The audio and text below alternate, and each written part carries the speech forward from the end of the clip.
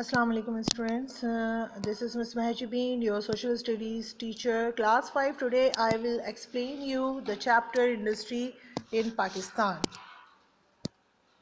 Industry. What is industry? Economic activity concerned with the processing of raw materials and manufacture of goods in factories. Industry जो है वो ऐसी activity होती है जिसमें चीज़ें तैयार होती हैं फैक्ट्रीज़ के अंदर, जिनको ना सिर्फ ये कि लोकली यूज़ किया जाता है बल्कि बाहर एक्सपोर्ट भी किया जाता है। और मुल्क की इकॉनमी बढ़ाने में इंडस्ट्री बहुत ज़्यादा अहम किरदार अदा करती है। Export. Exports are goods which a country sells to other countries. जो चीज़ें यहाँ पर इंडस्ट्री में या फैक्ट्रीज में तैयार होती हैं वो चीज़ें एक्सपोर्ट की जाती हैं या बाहर भेजी जाती हैं, जिनको हम एक्सपोर्ट कहते हैं। और इससे जो है वो मुल्क की इकॉनमी इंक्रीज़ होती है।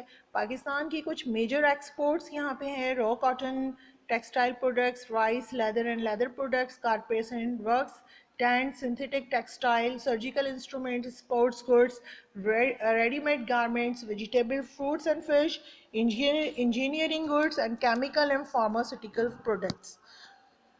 Now the imports. Imports are the goods which a country buys from other countries. Students, हमारी कंट्री को अगर कोई चीज़ की नीड होती है तो हम ना उसको बाहर दूसरी कंट्री से मंगवाते हैं, ख़रीदते हैं, जिसको इंपोर्ट कहा जाता है। इंपोर्ट्स जो है उसमें हमें जितना हम कमाते हैं उसमें हमें बाकायदा उनको पेमेंट करनी पड़ती है, जो कि यूरो में होती है या फिर डॉलर में होती है। Pakistan imports are highly concentrated in few items, namely machinery, petroleum products, chemical, transport equipment, edible oil, iron and steel, fertilizer, and tea. These imports accounted for 73% of total imports during 2006 to 7. Among these categories, machinery, petroleum products, and chemicals accounted for 53.4% of total import. Pakistan में जो सबसे ज़्यादा import होता है वो oil और petroleum products हैं, machineries हैं जो कि हमारी इंडस्ट्री लगाने में काम आती हैं। और पेट्रोलियम प्रोडक्ट्स, आपको पता है आज के मॉडर्न दौर की जो बेइंतहा ज़रूरत है वो पेट्रोलियम प्रोडक्ट्स है। ट्रांसपोर्ट में भी जो है वो काम आते हैं। उसके अलावा जो है वो इलेक्ट्रिकल इक्विपमेंट भी हम बाहर से मंगवाते हैं। और पाकिस्तान जो है वो तकरीबन 73% जो है वो इम्पोर्ट्स 2006 और 2007 में पाकिस्तान ने मंगवाई थी। Now student, importance of industry आखिर लगाना क्यों ज़रूरी है, इंडस्ट्री की क्या अहमियत है। Developing industry is so much more profitable than agriculture as industrial products are far more valuable as export. Student, as you know that Pakistan is an agricultural country, जहाँ पर सिर्फ हमारे यहाँ जो है एग्रीकल्चर प्रोडक्ट्स जो है वो ग्रो होती हैं, जो कि हम ना सिर्फ अपने यहाँ यूज़ करते हैं बल्कि बाहर भी भेजते हैं।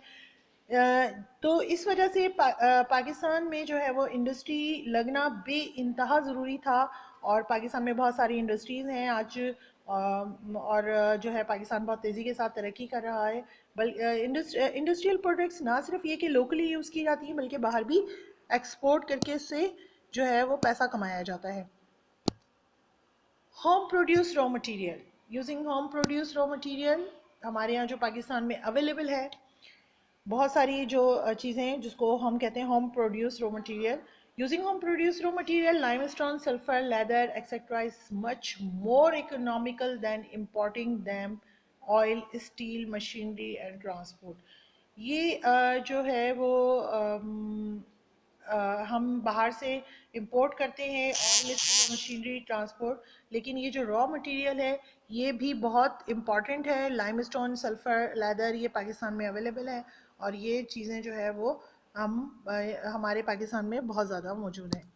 उसके अलावा students, some of Pakistan industries, Pakistan की जो इम्पोर्टेंट इंडस्ट्रीज़ हैं जो पाकिस्तान में मौजूद हैं इस time: cement, chemical, bicycle, fertiliser, iron and steel, electricity.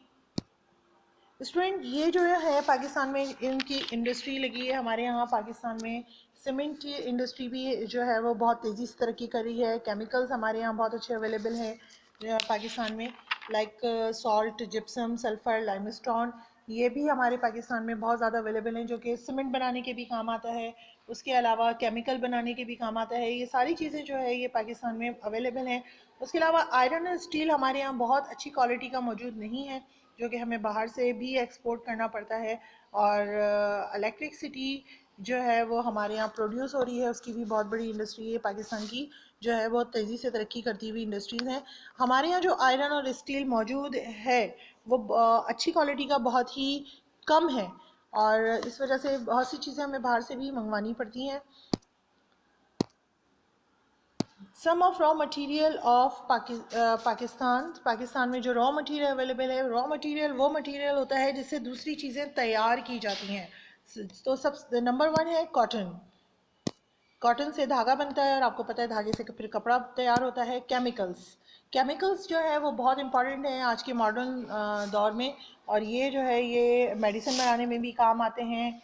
उसके अलावा शैम्पू, क्रीम्स और दूसरी जो चीज़ें हैं डेंजरस सब्सटेंसेस बनाने के भी काम आते हैं, जैसे सल्फ्यूरिक एसिड है, कास्टिक एसिड है, ये भी जो है उसके बनाने में भी काम आते हैं। और पाकिस्तान में ये बहुत ज़्यादा हाई क्वांटिटी में अवेलेबल है, लाइक सॉल्ट, जिप्सम, सल्फ़र और लाइमस्टोन। ये सारे के सारे जो है ये आप देख सकते हैं अपनी वीडियो में, ये सब अवेलेबल हैं पाकिस्तान में।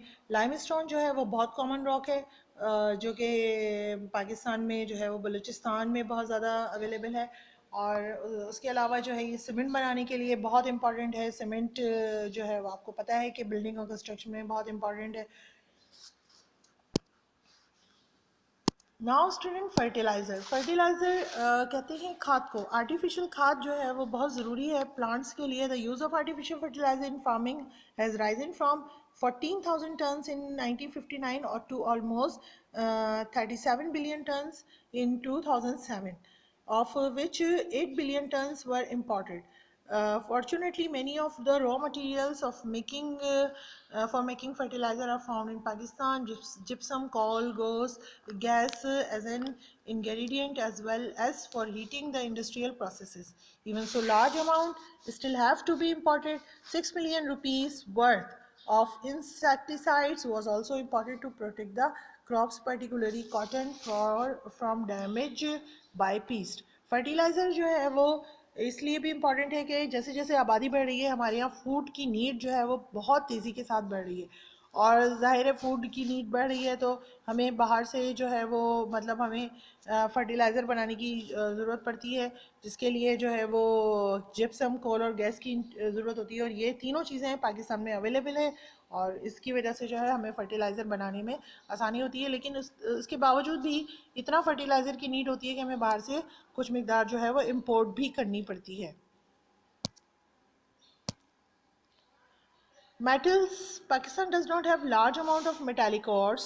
There is some iron, but it is generally of low quality. Less than 33% of the ore is metal, so that it is not suitable for making fine steel, which is so important for industry in the modern world. There are small amounts of better quality or in the north, not far from Chitral, but it is not being seriously mined.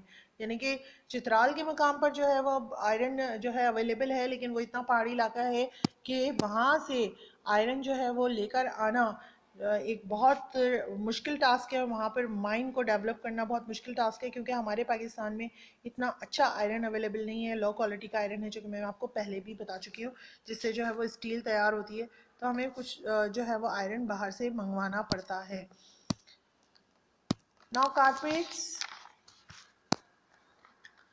Carpets are the eighth largest export product of Pakistan, earning US dollar 283 million in 2006. The wool from the tough, hardy mountain sheep is ideal for making carpets and rugs. Some are made in factories, but the best one are still made by hand in people's home. Student carpets जो है वो पाकिस्तान की eighth largest export है, जो कि पाकिस्तान में बहुत ज़्यादा तैयार होता है। और ये जो हमारे यहाँ हार्डी और टफ वूल जो शीप होते हैं उनकी वूल होती है, उसी से बनता है ये। इसे कारपेट्स और रग्स बनाए जाते हैं। कुछ फैक्ट्रीज में तैयार होता है, लेकिन सबसे ज़्यादा इम्पॉर्टेंट वो होता है जो लोग अपने घरों में हाथों से तैयार करते हैं कारपेट। और पूरी पूरी फैमिलीज़ उनकी जो है इससे अटैच होती हैं। और ये ट्रेडिशनल बहुत ज़्यादा इनके डिज़ाइन जो है वो बहुत रिवायती होते हैं। और ये स्किल जो है, ये हुनर इनकी जनरेशन टू जनरेशन पास होता है। स्पोर्ट्स इक्विपमेंट हमारे पाकिस्तान में अल्हम्दुलिल्लाह cricket bats, wickets, sticks and balls, hockey sticks and other sports equipment जो है ये पाकिस्तान एक्सपोर्ट कर रहा है। 6th रैंक पर आता है पाकिस्तान स्पोर्ट्स इक्विपमेंट की एक्सपोर्ट पर। और यहाँ पर जो है वो क्योंकि बहुत अच्छी क्वालिटी की वुड और लेदर अवेलेबल है, इस वजह से स्पोर्ट्स इक्विपमेंट जो है वो पाकिस्तान में बहुत अच्छे तैयार होते हैं। और बल्कि सियालकोट को जो है वो लीडर कहा जाता है स्पोर्ट्स गुड्स मैन्युफैक्चर का। Cottage and small scale industry student, cottage industry जो लोग अपने घरों में या छोटी छोटी फैक्ट्रीज खोल के बैठे हुए होते हैं, उसको कॉटेज इंडस्ट्री कहा जाता है। जैसे कि लोग जो है वो लेदर और वूल वगैरह से जो चीज़ें बना रहे होते हैं, और उसके अलावा जो है वो डेकोरेटिव आइटम्स होते हैं, शूज़ होते हैं, ज्वेलरी और कारपेट्स, ये सारी की सारी ये कॉटेज इंडस्ट्रीज़ हैं। या आप स्क्रीन पे देख सकते हैं। Cottage industry often supply local needs such as blacksmith, cart and furniture makers and potters. ये सारे के सारे ये छोटे पैमाने पे जो बिज़नेस कर रहे होते हैं, ये बहुत इम्पॉर्टेंट होता है। और कॉटेज इंडस्ट्री की एक बहुत इम्पॉर्टेंट बात ये है कि एक तो provide an income in areas where there is little except subsistence agriculture, यानी कि ऐसे छोटे एरियाज जैसे गांव देहात जहाँ पर एग्रीकल्चर बहुत कम होती है, ना होने के बराबर होती है, तो वहाँ पर लोगों को जो है एक कमाने के लिए एक जो है वो कमाने का ज़रिया है, उन लोगों की कमाई का ज़रिया है ये। और try to prevent migration to the cities where there is little accommodation और वर्क, यानी कि जिन इलाकों में काम नहीं होता या एग्रीकल्चर नहीं होती है गांव देहातों में, छोटे टाउन्स में, तो फिर ये होता है कि लोग जो है वो सिटीज़ की तरफ जाते हैं जॉब की तलाश में। तो अगर कॉटेज और स्मॉल स्केल इंडस्ट्रीज़ लगी हुई हों, तो फिर लोग अपने अपने इलाके और अपने अपने घरों में ही काम करना शुरू कर देते हैं। और जो है उनको फिर माइग्रेशन की या अपना गांव या अपना टाउन छोड़ के शहर जाने की ज़रूरत नहीं पड़ती। Okay, student, this is your home assignment. Define import and exports. Why it is important for a country to develop as much as industry possible. Why it is good idea to use as much produced raw material as possible. Why does the government consider cottage and small scale industry so important? Student, watch and listen the lecture and read the book carefully and give the answer. Okay, student, thank you.